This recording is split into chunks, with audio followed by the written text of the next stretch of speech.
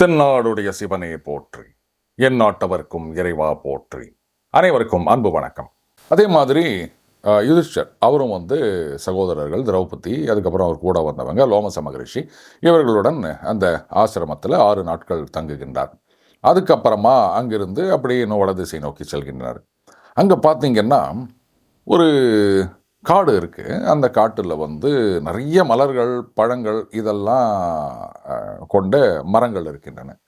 அப்போ சொல்கிறாரு, ஏராளமான மிருகங்கள், பறவைகள், அதுக்கப்புறம் பூக்கள், பழங்கள், இப்படிப்பட்ட வனம். அதில் முனிவர்கள் கூட்டம் அது வேற ஏராளமாக இருக்கின்றது. இந்த வனத்தில் ஏராளமான ரிஷிகளுடைய புண்ணிய ஆசிரமங்களும் இருக்குது. அதில் இந்த ஆசிரமம் யாருடையது அப்படின்னு கேட்குறாரு. அங்கே நிறைய ஆசிரமம் இருக்கு. அதில் ஒரு ஆசிரமத்தை பார்த்து கேட்குறாரு யுதிஷ்டர். அப்போது லோமசர் சொல்கிறார், இப்போது இந்த வனத்துடைய அந்த அருமை பெருமைகள், அதுக்கப்புறம் அதனுடைய வரலாறு எல்லாத்தையும் நான் சொல்கிறேன் கேளு. இங்கே எல்லா வித்தைகளிலும் தேர்ச்சி அடைந்த மிருகண்டு அவருடைய புதல்வர் மார்கண்டேயர் சின்ன வயசுலேயே அந்த மார்கண்டேய முனிவர் தவம் புரிவதற்காக இந்த காட்டில் பிரவேசித்தார். இங்கே ஒரு ஆசிரமத்தை அமைத்து கொண்டு ரொம்ப கடுமையான தவம் செய்கிறார். அதாவது கொளுத்துற வெயில் காலத்தில் பஞ்சாக்னின்னு சொல்லுவாங்க இல்லையா, அந்த 5 அக்னிகள் மத்தியில் நின்று தவம் செய்கின்றார். அதே மாதிரி மழை காலத்தில் பார்த்தீங்கன்னா திறந்த வெளியில், குளிர் காலத்தில் அப்படியே தண்ணிக்குள்ளே இருந்து தவம் செய்கின்றார்.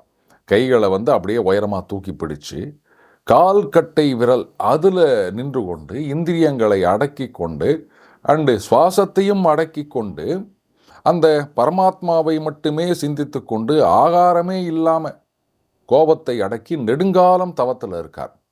அப்போ பார்த்தீங்கன்னா ஒரு மிகப்பெரிய பஞ்சம் உருவாகின்றது. மழையே கிடையாது. அதனால் மக்களெல்லாம் நாசப்படுகின்றார்கள். அதெல்லாம் காடுகளெல்லாம் எரிகின்றன. ஏன்னா வெயில் அதிகமாக இருக்குது, ஈரப்பதம் கொஞ்சமே இல்லை. அப்படின்னும் போது இந்த காட்டுத்தீ உருவாவதற்கு அந்த வாய்ப்புகள் நிறைய இருக்கின்றன. விலங்குகள்லாம் பாவம் ரொம்ப கஷ்டப்படும். மனுஷங்களாவது ஏதாவது பண்ணுவாங்க, அந்த விலங்குகள் என்ன பண்ணும்? அப்போது முனிவர்களாகட்டும், ரிஷிகளாகட்டும், இல்லை பொதுமக்களாகட்டும், எல்லாரும் பசி, தாகம், சாப்பிட்றதுக்கு ஒன்றும் கிடையாது, குடிக்கிறதுக்கு தண்ணி கூட கிடையாது. இவங்களோட கூட பலவிதமான மிருகங்கள் எல்லாம் இவருடைய ஆசிரமத்தை நோக்கி வருகின்றார்கள். அங்கே வந்த உடனே அப்படியே மயக்கம் போட்டு விழுந்துடுறாங்க. அப்போது அந்த இடத்துல தன்னுடைய சமாதி நிலையிலிருந்து விழிக்கின்றார் மார்கண்டேயர். இங்கே இருக்கிற ஜனங்கள், மிருகங்கள், ரிஷிகள், முனிவர்கள் இவங்கள்லாம் பசி தாகத்தில் கஷ்டப்பட்டு இப்படி வந்திருக்கிறத பார்த்த உடனே அவர் என்ன பண்ணுறாரு, அவருடைய அந்த இதய தாமரையில் சிவனை நினைத்து தியானம் செய்கின்றார். அப்படி தியானம் செய்யும் பொழுது கங்கையை அழைக்கின்றார். அவருடைய அழைப்புக்கிணங்க அந்த கங்கை அங்கு விரைவில் வருகின்றது. அதுக்கப்புறம் மழையும் பொழிகின்றது, பயிர்கள் செழிக்கின்றன. அதுக்கப்புறம் எல்லாம் பயிர் பச்சை எல்லாம் முளைக்கின்றன. விலங்குகள், மனிதர்கள் எல்லாரும் காப்பாற்றப்படுகின்றார்கள். எல்லாரும் மார்கண்டேயரை புகழ்கின்றார்கள். ஐயா, உங்களால் தான் கங்கை இங்கு வந்தது, அதுக்கப்புறம் மழை வந்தது, நாங்கள்லாம் உயிர் படைத்தோம் அப்படின்னு. இப்போ மார்கண்டேய முனிவர் மறுபடியும் தவம் செய்ய ஆரம்பிக்கின்றார். இப்படி பல காலம் போன பிறகு அந்த மகேஸ்வரர் அவர் எதிரில் தோன்றுகின்றார். அந்த இறைவனை பார்த்த உடனே மார்கண்டேய முனிவர் அவரை சாஷ்டாங்கமாக விழுந்து நமஸ்காரம் செய்கின்றார். அப்போது அந்த மகாதேவர் கேட்குறார், முனிவரே, உனக்கு மங்களம் உண்டாகட்டும், என்ன வரம் வேணும் கேளு, என்ன வரம் கேட்டாலும் கொடுக்குறேன் அப்படின்றாரு. நாமளாக இருந்தால் என்ன கேட்போம்? எனக்கு இவ்வளோ செல்வத்தை கொடுங்கோ, எனக்கு மரணமே கூடாது, இல்லை எனக்கு அவ்வளோ வலிமை வேணும், நம்ம புத்திக்கு அவ்வளோதான் தோணும். ஆனால் அந்த மார்கண்டேய மகரிஷி என்ன கேட்குறாரு, சுவாமி, மற்றவங்களால் சுலபமாக அடைய முடியாததும் வேற எங்கேயும் மாறாததுமான பக்தியை தவிர வேறு வரத்தை நான் வேண்டவில்லை. எப்பவும் நான் மனசில் உங்களையே நினைச்சிட்டு இருக்கணும், உங்களுக்கு பக்தி செய்து கொண்டு இருக்க வேண்டும், உங்களுடைய பாதார விந்தங்களில் சரணடைந்து கொண்டு இருக்க வேண்டும். இதை தவிர எனக்கு வேற எதுவுமே வேணாம் அப்படின்னார். அப்போது மகாதேவர் சொல்றார், உன்னுடைய தந்தை மிருகண்டு அவர் ஒரு புத்திரன் வேணும் அப்படின்னு என்னை ஆராதித்தார். அப்போ நான் கேட்டேன், 100 வயசு ஆனால் அந்த குணமே இருக்காது, கெட்ட பயலாக இருப்பான், அப்படிப்பட்ட பையன் ஒருத்தன் வேணுமா? இல்லை 16 வயசு தான் ஆனால் நல்லவனான ஒரு புத்திரன்.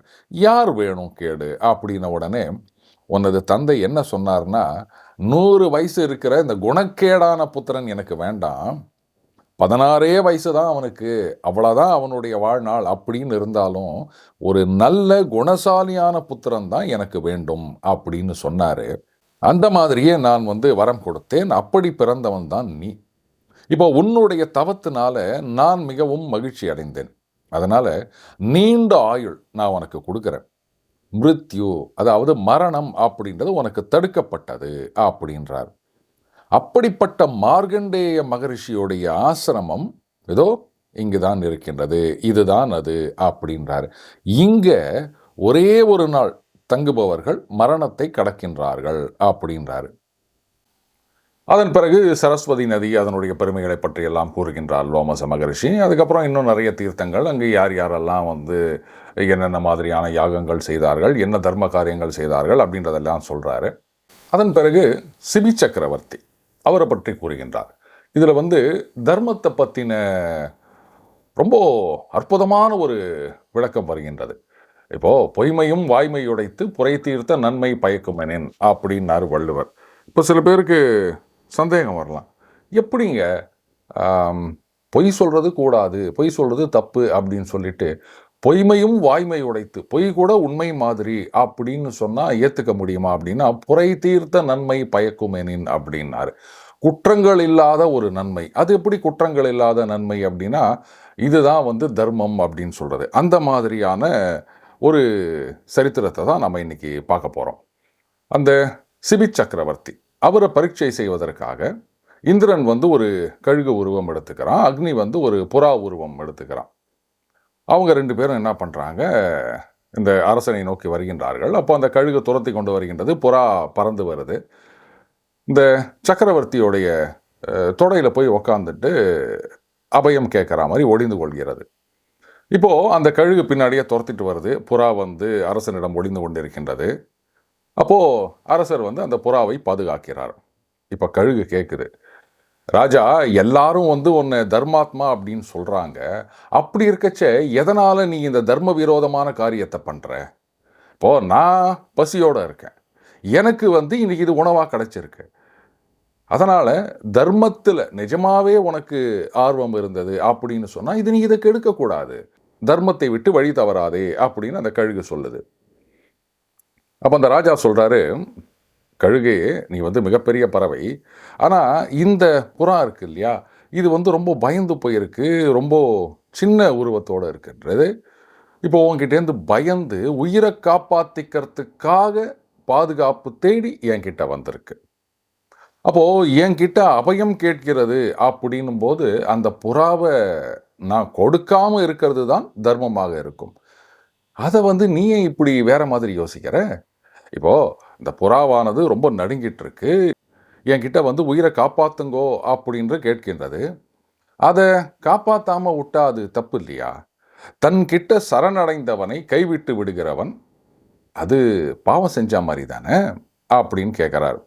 அப்போ அந்த கழுகு சொல்லுது, இந்த பாரு ராஜா, எல்லா பிராணிகளும் இந்த உணவினால் தான் உண்டாகின்றன, அந்த உணவினால் தான் வளர்கின்றன, அதனால தான் இந்த ஜந்துக்கள் எல்லாமே உயிர் வாழ்கின்றன.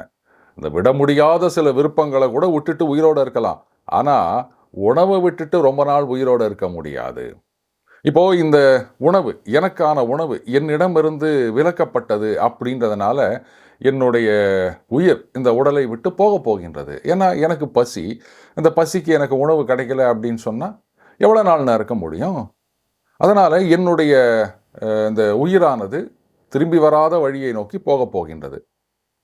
நான் இறந்து போனால் என்னுடைய புத்திரன், மனைவி அவங்கெல்லாம் கஷ்டப்படுவாங்க. நீ ஒரு புறாவை பாதுகாக்கிறேன் அப்படின்னு சொல்லிட்டு எத்தனை பேரை நீ கெடுக்க போற பத்தியா?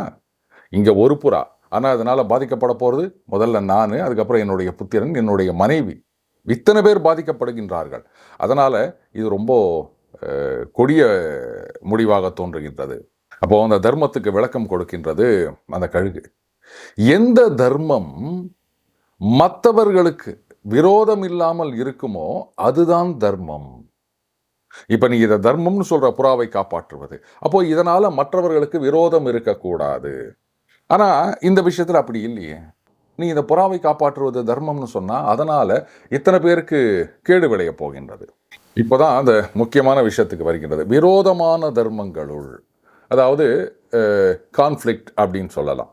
இப்போ இதுவா அதுவா அப்படின்னும் போது தீமை எதில் அதிகமாக இருக்கு, எதில் குறைவாக இருக்கின்றது, அதை தீர்மானித்து எதில் அதிக தீமை இல்லையோ, அதாவது குறைந்த தீமை இருக்கின்றதோ அந்த தர்மத்தை செய்ய வேண்டும்.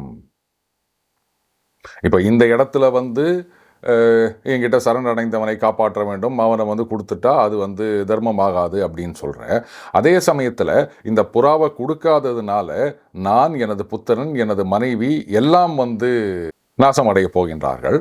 அப்போது இந்த இரண்டில் எது தீமை குறைவாக இருக்கின்றதோ அதுதான் தர்மம். அதனால் இதில் எது தர்மம் அப்படின்னு நீ முடிவு செய்யணும் அப்படின்னா, நன்மை எதில் அதிகமாக இருக்குது குறைவாக இருக்குது, தீமை எதில் அதிகமாக இருக்குது குறைவாக இருக்குது அப்படின்றத பார்த்து அந்த தர்ம நிச்சயத்தை செய் அப்படின்றது. அப்போது ராஜா சொல்கிறாரு, இல்லை நீ நிறைய நல்ல விஷயங்களெல்லாம் சொல்கிற, தர்மத்தை நல்லா பேசுகிற, அதனால் நீ சாதாரண கழுகாக இருக்க முடியாது, நீ என்ன இந்த பக்ஷிராஜனான கருடனா? இப்படி தர்மங்களோடு ஆச்சரியமாக பல விஷயத்தை நீ சொல்கிறியே, உனக்கு தெரியாதது ஒன்றும் இல்லை அப்படின்னு எனக்கு தெரியும். இப்போது என்கிட்ட அபயம் தேடி வந்தவனை நான் கைவிட்டு விடுவது, அதை நல்லது அப்படின்னு நீ நினைக்கிறியா? இப்போது உன்னுடைய இந்த முயற்சி அப்படின்றது உணவுக்காக. ஆனால் உன்னால் இதை விட பெரிய ஜந்துக்கள், இன்னும் அதிகமான ஆகாரத்தை கூட உன்னால் தேடிக்க முடியும். ஒரு காளை, ஒரு பன்றி, இப்படிப்பட்டவைகளை கூட நீ எடுத்துக்க முடியும். இந்த ஒரு புறாவை விட்டுடு அப்படின்றான். அப்போ அந்த கழுகு முடியாது அப்படின்னு சொல்கிறது. எனக்கு இப்போ பசி, உணவு வேண்டும், எனக்கு இப்போ கிடைச்சது இந்த புறா தான். அப்போது பசியோடு இருக்கும்போது ஒரு இறை கிடைத்திருக்கின்றது, அதை சாப்பிடலைன்னு சொன்னால் மறுபடியும் அது முயற்சி செய்ய வேண்டும், நிறைய எஃபர்ட் போடணும். அது முடியுமோ முடியாதோ தெரியாது இல்லையா? அப்போது அந்த ராஜா ஒரு முடிவு செய்கிறார், அவ்வளோதானே, இப்போ உனக்கு பசி, உன் பசிக்கு உணவு வேண்டும், இப்போ உன்னால் வேற இறை தேட முடியாது, பசியில் நீ களைத்திருக்கின்றாய். இந்த புறா அது இல்லைன்னா வேற ஏதோ ஒரு இறை இருந்தால் உனக்கு போதுமா? உனக்கு தேவை உணவு தானே, நான் தருகிறேன் அந்த உணவு. அது என்ன உணவு அப்படின்னா, என்னுடைய தொடையில் தானே உக்காந்தது, அதனால் அந்த தொடையிலிருந்து இந்த புறாவுக்கு சமமான எடை எவ்வளவோ நான் என் சதையை அறுத்து தருகின்றேன், நீ அதை சாப்பிட்டுட்டு போ, எந்த பிரச்சனையும் இருக்காதுல்ல அப்படின்னோடனே ஒரு தராசு கொண்டு வைக்கிறாங்க. ஒரு தட்டில் அந்த புறாவை வைக்கிறாங்க. அதுக்கப்புறம் இன்னொரு தட்டில் என்ன பண்ணுறார் ராஜா, முதல்ல தொடையிலேருந்து கொஞ்சம் சதையை வெட்டி அந்த தராசில் வைக்கிறார்.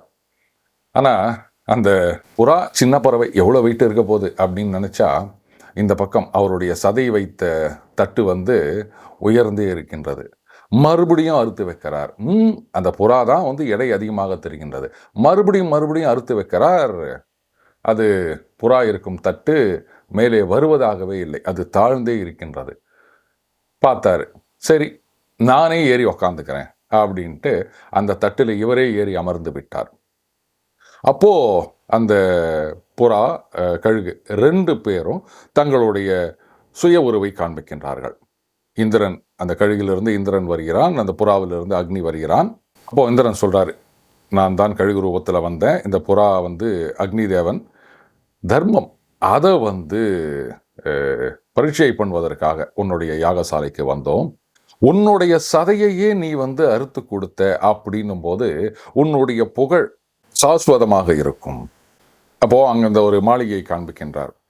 அந்த மாளிகை அந்த சிவி சக்கரவர்த்தி, அந்த மகாராஜாவுடையது, அதை என்னோட சேர்ந்து நீ தரிசனம் செய்வாயாக அப்படின்றார் லோமச மகரிஷி.